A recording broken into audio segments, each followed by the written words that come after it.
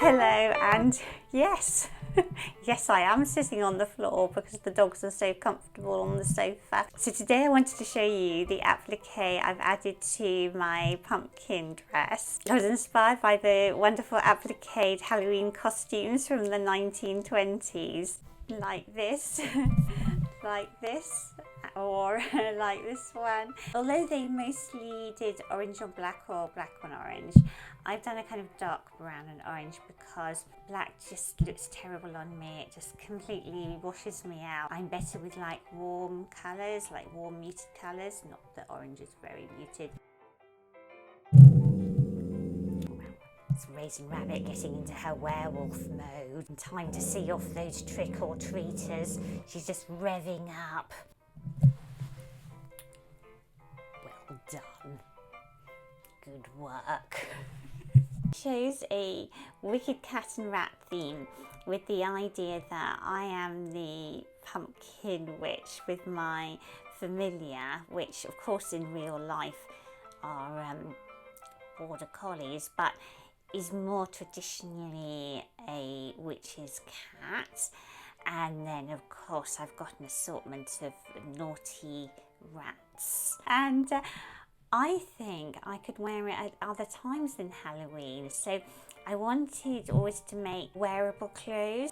I want something that I can wear in my everyday life, not just like, you know, a costume. I thought a wicked cat and rats, that's something you can wear every day. So I'll get on and show you how I did that applique. Oh, and I did a bit of embroidery too. Started out by cutting out a cat and 10 rats. I had 5 different rats and I cut out 2 of each. I only seem to have 4 here. One's done a runner.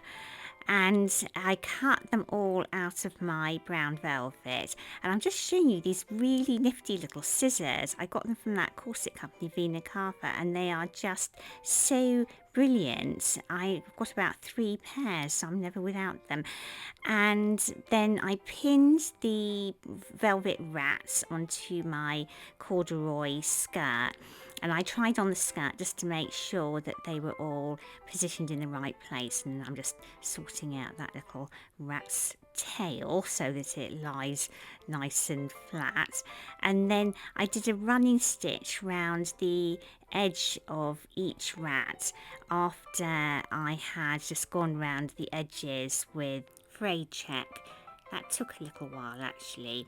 And the trickiest thing, I mean, obviously running stitch, you can see me doing, it's the simplest of stitches, but because the skirt is so unwieldy, the tricky thing was getting to the edges of each rat, and especially around the cat.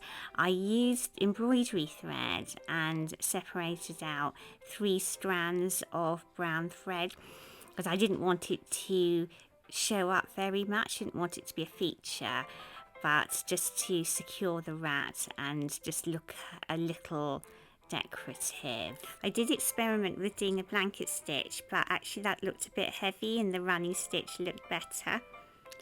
And then I stitched an eye onto each rat, and then the whiskers. The eyes, as you can see, are actually little mother of pearl buttons, and I did the whiskers in a chain stitch that I'm just showing you on the cat. So I knotted my 3 strands of embroidery thread at the end, and then managed to kind of get my arm under the skirt, and I worked a chain stitch, but rather than leaving the chain stitch quite loopy like I usually would, I pulled it quite tight to lie quite flat because I wanted the whiskers to be slightly fluffy, but you know, generally still whiskery.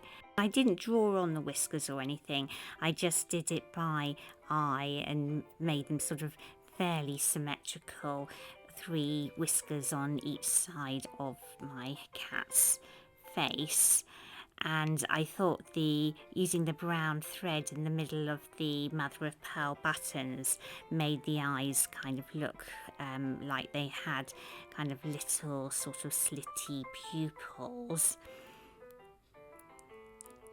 And it was quite easy actually getting the needle through the velvet and the corduroy. And then I did a heart-shaped nose on the cat. I've just speeded up the film here so that you can see how I formed the heart, and I did it using satin stitch, which is just longish flat stitches, and you work them together in a sort of slightly irregular way, because if you did sort of one row and then another row, you'd create a kind of harsh line where the stitches meet, and what you want to do is graduate the stitches so that they all blend together. And you can see that I'm kind of just creating a little heart-shaped nose for the cat, and I just want to make sure that it's entirely filled in with no little bits of brown velvet showing underneath the stitching. And there it is, my cat's face. And here is what my finished cat and rats look like on my skirt. I arranged them sort of towards the hem to create a kind of border. And I will confess I haven't completely finished. I might have concentrated on the rats and the cat at the front so that I could show them to you.